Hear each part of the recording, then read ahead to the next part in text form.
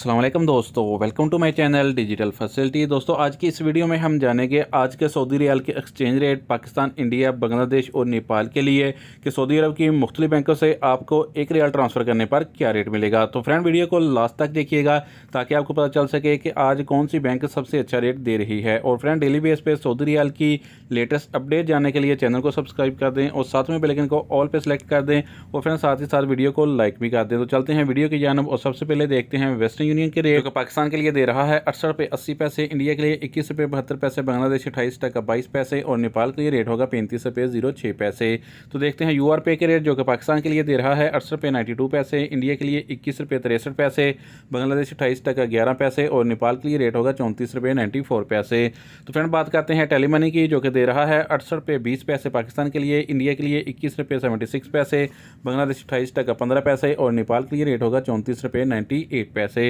तो देखते हैं एसटीसी पे के रेट जो कि पाकिस्तान के लिए दे रहा है 68 रुपये 80 पैसे, इंडिया के लिए 21 रुपये 63 पैसे, बांग्लादेश 28 टका 10 पैसे और नेपाल के लिए रेट होगा 35 रुपये 0 पैसे।